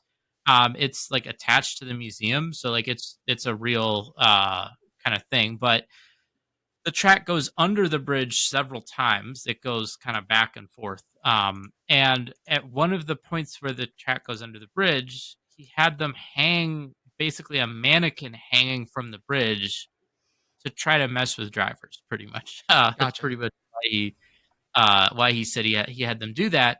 And so that mannequin has been there for years, and I don't know why, but during the race today, the mannequin fell down, and it's positioned so it's not directly above the track, so that if it did fall, which it did today, it did not fall directly onto the track. However, the way it fell, it did land on its feet, but then it fell forward, so its arms were sticking out over the track. And actually, the car who started on pole and ended up winning the race, driven by Scott McLaughlin, actually hit the mannequin, just the hand, like broke that off. They didn't go yellow for the mannequin though, because it was far enough off the track. But they subsequently went yellow for another reason, and then they got that cleared up. But just think, like, what other sport could you have just like, oh yeah, like they just had a mannequin that some eccentric rich guy put to mess with people. I mean, like, I feel like that's something that you don't see every day. No, It is not something you see every day, but it does feel very college football. It does. Like, what if a mannequin just fell down from the rafters in the Carrier Dome? Would any of us have a lot of questions about that? I don't know that we would. No, I just be like, yep, that's just what it is. They've always done that. The thing for me, and like I get that people might feel this way with respect to us about their sports, but like the IndyCar race today at Barber was awesome. It like one of the better races I've seen recently, just because of how everything worked out. There were a mix of strategies. Yellows really shook everything up, and people were racing really hard. A lot of side to side action. Just like it was great. And then kind of coming away and seeing that the thing that got a lot of traction online was not necessarily anything about the on-track action, but just the mannequin. It's like, oh man, like that's, I don't know. I don't know that I love that, and I feel like there are probably people who see us that way with football. Like that's not, I'll never look at football like that. But like when it comes to racing, I don't know. I'm kind of in that boat. Feels weird. Sorry, I'm trying to figure out where to go from here. Anything else from anyone? Question mark. I wanted to discuss Charles Barkley talking trash about Galveston Beach. Oh yeah, Galveston's shit though, so it's fine. Yeah. Also, Charles Barkley is always right. Can we play the audio of him? Yeah, give me a moment. Jordan, roll the clip. Hold on. Let me just see here. It's not the one that he apologized, like the original one. Let me see if I can get the original. When he was talking trash about the Pelicans, which completely fine, because the Pelicans have not had a good playoff series against the Thunder. So I'm gonna throw that in the show notes. And Shaq is an amazing instigator here. So he always is. He is really good at that. So if you want to throw that in, let's get that audio in here. Give me a second. On Chuck Galveston, that dirty ass water. We're not even gonna send them to Cancun. We're gonna send them to Galveston with that dirty ass water be washing up on the shore. You people think they're in the beach. Y'all located. We gonna send y'all to Cancun. Y'all drive y'all quit. Drive your ass down to Galveston. Come on, man. So they're not taking a little. Come on, they didn't even try, man. We're not getting them no plane ticket to the beach. We send their ass to Galveston, Texas, right where that dirty water washed up on the beach. They can't even get in the water. Come on, man. Jack is dying here, of course. 106 to 85 in game 3. It's Just trying to drag the conversation back. It's so good. God. It's just the shot at the end of Charles Barkley sitting there being like, I said what I said. Like what? Yeah. Hey, you know what? It's what you pay me for. Galveston sucks. Sorry, it does. Never been there. I've been there once, and I'm like, I've never been back. There you go. I've never been there. I saw a movie that was set in Galveston once, but it wasn't filmed there. It was filmed in like South Carolina, Georgia. Yeah, because they had to make it look better. So when I first moved to like San Antonio, I was just like, okay, like, I mean, what type of beaches do we have here? Because I remember going to Galveston, and I was like, we never went back. It was just like, no, not going back to that beach, so to speak. So sorry if we have a bunch of Galveston listeners. The beach is not that great. It reminds me kind of a little bit of Mississippi beaches, a little bit on the other side, which are okay, kind of. But yeah, Galveston not that great. The oil rigs and all that stuff in the area. The beach is not that quality. But I will say, like, Corpus's beach, much better. Like, Port Aransas, much better. Padre is way better. South Padre and Padre Island, so much better. Like, I mean, Emerald Where water. the fuck like, else can you get Yeah. on the beach? You get your elote, like, right there, because the elote truck will drive up and down the beach right to your spot. That's right. And the paleta dude and the raspa guy, That's what you want. and they will come right to where I'm parked on the Yes. sand. Imagine living in a state that has coastline that's not on Lake Erie. What does a Pennsylvania beach look like? Not It's good. on Lake It's Erie. on Lake Erie. Oh, You guys have, Well, Canoe Creek has a beach. I mean, Delaware has a beach. Don't think too hard about it. That's true. We do have big Pennsylvania. Rehoboth is great. That's true. Rehoboth is part of Pennsylvania. That's Are you going to Rehoboth. claim? Are you going to claim the whole peninsula too, or just No, Delaware? I don't know. So the Delmarva Peninsula is like politically, geographically fucked, right? But like, I'm not here to fight about the Mason-Dixon line. I just want Delaware, Okay. at least for now. We ain't here to play maps, except when we are here to play maps. Correct. Yeah, I want to go to the Erie Beach. On Presque Presque Isle Isle? is actually very nice. Yeah, From what I'm I hear, looking at I've that. just That never looks been good. there. I was literally just there. Like, that's where the conference I was at. There's a children's museum called the Experience. Mm-hmm. That's Boo. amazing. Boo. Yep. Shit, we're going to Erie. We're going to Erie, there's kids. also I think I'm gonna struggle to pronounce this, but yeah, there's the Arboretum. Oh, I love it. Hell yeah. Always. There's some great things in Erie. Big Erie fan. There we go. I love how on Google Maps they like certain companies pay to get, listed on certain Zoom levels. Congrats to the Ace Hardware. which is showing up before things like the Children's Museum or parks. Awesome. Okay, kids, I think that's all we got for today. We will see you guys on Tuesday. Oh, by the way, if you listen this far, you should get excited because next Sunday is our Eurovision preview episode. That's right. We're so good at promo. We're putting the promo for the next episode at the end of the show. Exactly. If you're already here. Well, not the next episode. I just posted a picture of the Pennsylvania beach. Next episode. If you, by the way, if you listen to these episodes to go to sleep, hey, hi, it's Jordan in your sleep. Hey, how's it going? Hey. Somebody signed Valentino Ambrosio already. Yes. Hey, yeah. I want you to come text on. tomorrow. Sign Valentino. Sign Valentino. Hey.